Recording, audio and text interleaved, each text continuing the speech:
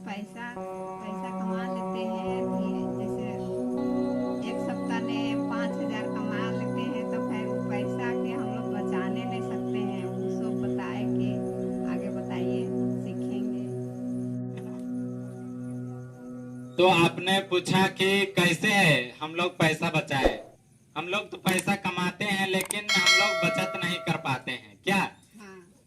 तो आज उसी चीज को हम लोग सीखेंगे कि हम लोग तो हर कोई बहुत सारा पैसा कमाता है, या 10,000 महीना कमाता है या 15,000 महीना कमाता है, लेकिन उस चीज को बचत नहीं कर पा रहा है क्या।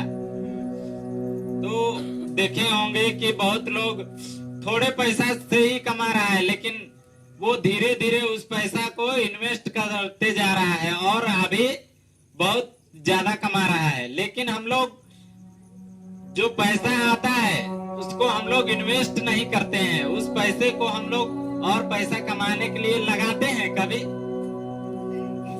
बहुत कम ही लगाते होंगे कि पैसा हम लोग किसी ऐसे क्षेत्र में बहुत कम लगाते हैं जहां से हमको पैसा फिर से कमा सकते हैं। तो वही आज एक नियम बताऊंगा कि उस नियम के द्वारा कोई भी आदमी बचत करके और पैसे कैसे बना सकता है। तो वो नियम आप लोग सीखेंगे। तो देखे होंगे कि बहुत सारे लोग बहुत सारा पैसा कमा रहे हैं, लेकिन अगर उस नियम को नहीं फॉलो करते हैं तो देखिएगा, मान के चलिए मेरे पिताजी बहुत पैसा कमाए, लेकिन फिर मैं उस पैसे को किसी ऐसे चीज में खत्म कर दिया, या कुछ गाड़ी ले लिया, या कुछ भी करके शो ऑफ घर और बना लिया, और मैंने पैसा को इन्वेस्ट नहीं किया है, तो वो पैसा केवल मेरे तक ही रहेगा। उसके बाद मेरे बच्चों को फिर वो पैसा मिलेगा, तो मतलब मेरे तक में वो पैसा खत्म हो जाएगा। तो ऐसा क्या करना है जो कि हमारा पीढ़ी, जितने भी हमारे पीढ़ी है वो सब भी उस पैसे से कुछ कर सकते हैं, या उस पैसे को बचा हुआ रहना चाहिए। तो एक नियम है 50, 30 और 20। तो उसमें होता ये है कि जितना भी आपका पैसा आता है उसका जो 50% रहता है ना, उसका 50% को ही केवल हम लोग को नीड, यानी कि जो जरूरी आवश्यकता है, जो कि बहुत जरूरी है, जैसे हम लोग को रोटी, कपड़ा, मकान, ये तीनों चीजें हैं ना बहुत जरूरी चीज। तो ये सब तीनों के लिए हम लोग को 50% ही पैसा खर्च करना है। जैसे मान के चलिए हम 10,000 महीना कमा रहे हैं, तो उसका 50% हुआ, यानी कि आधा 5,000। 5,000 में ही हम लोग को उतना चीज करना है जो भी जरूरी चीजें हैं, खाना से लेकर कपड़ा से लेकर बच्चों को स्कूल में पढ़ाना, और बिजली बिल भरना, गैस का बिल भरना, ये सब जितनी भी जरूरी चीजें हैं, जिसको अगर आप आज नहीं कीजिएगा तो फिर आगे आने वाला दिन में वो चीजें नहीं कर पाएंगे, यानी कि हम लोग जीवित नहीं रह पाएंगे। अगर हम खाना के लिए उतना पैसा नहीं बचाएंगे तो फिर हम आगे खाना छोड़ के अगला दिन जिंदा रह सकते हैं। हाँ, तो वही 50% जो रहता है वो हमारा जरूरी चीजों के लिए रखना चाहिए। और दूसरा आता है आवश्यकता के बाद, दूसरा आता है कि हमारे जो मनपसंद चीजें होती है, कि हमारा मन करता है कभी कुछ नया चीज खरीदने का। जैसे बाजार आप लोग जाते हैं तो कुछ ऐसे चीजों को देख लेते हैं ना कि अरे यार ये तो बहुत अच्छा लग रहा है, इसको खरीद लेते हैं, ऐसा लगता है ना बाजार जाने से। तो उसको जो खरीदने में हम लोग को 30% ही पैसा खर्च करना है, यानी कि 10,000 आप महीना कमाए तो उसमें 5,000 गया आपका जो जरूरी खर्चे हैं, रोटी, कपड़ा, मकान, जो भी चीजें हुआ उसका 5,000 बचा, इधर 3,000। तो 3,000 का वही जो आपको खुश लगता है, यानी कि अच्छा महसूस होता है। जैसे कभी अच्छा कपड़ा देख लिए तो उसको खरीदने के लिए आपको वही महीना में 3,000 के ही अंदर में खर्च करना है।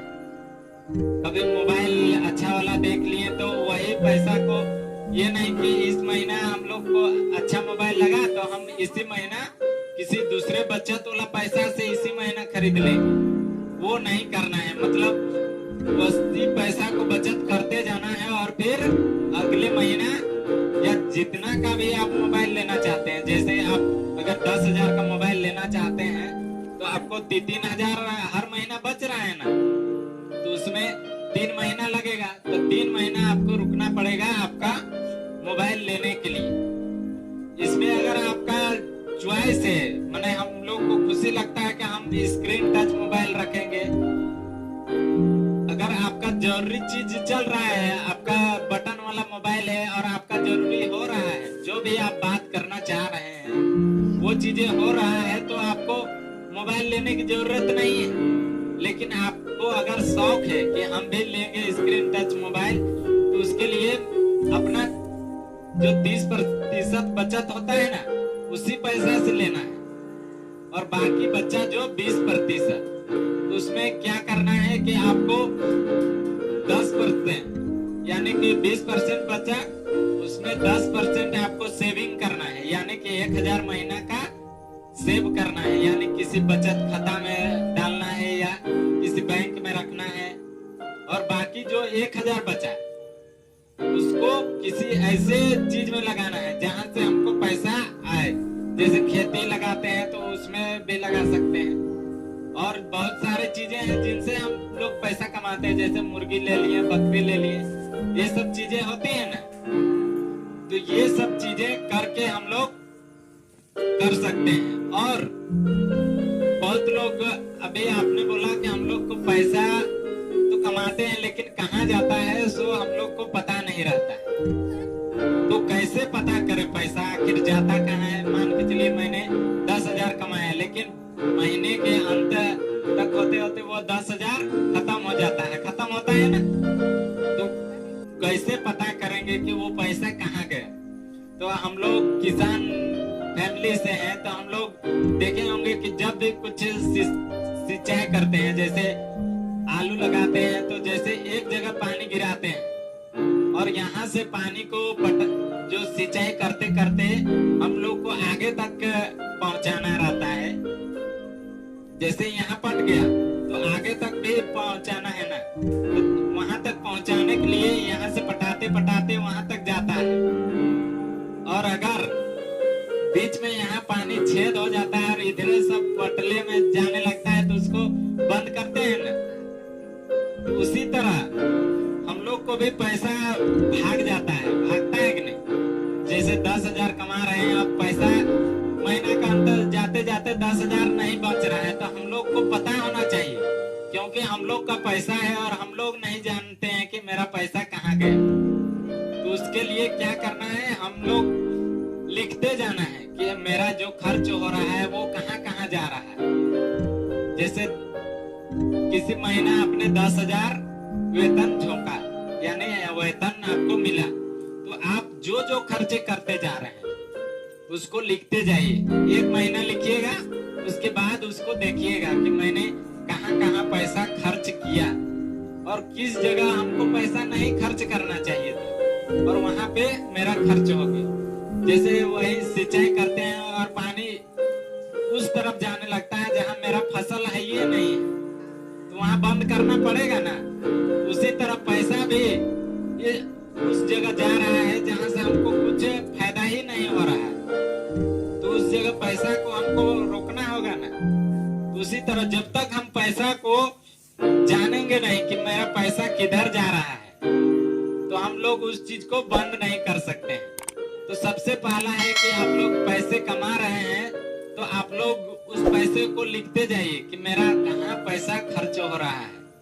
मैं आज तक जितने भी, जब से मैंने ये चीज सीखा है तब से मैं हर जितने भी खर्च करते जा रहा हूँ सबको लिखते जाता हूँ, और उसके अगले महीने मैं पिछले महीने का देखता हूँ कि मैंने पिछले महीने ऐसा कौन सा ऐसा चीज खरीदा जहाँ से मुझे कुछ भी फायदा नहीं हुआ, और फिर अगले महीने उस चीज को नहीं खरीदूंगा।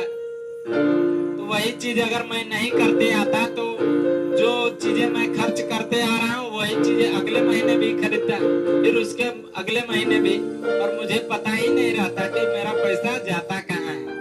तो ये सबसे अच्छा तरीका है कि पैसे को कहाँ जा रहा है वो जानने का।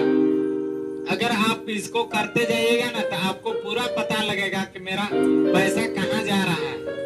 और अगर आपको पता चल गया कि कहाँ पैसा जा रहा है तो आप उसको रोक सकते हैं। और अगर आपको उस चीज को पता ही नहीं है कहाँ जा रहा है तो आप उसको रोक नहीं सकते हैं।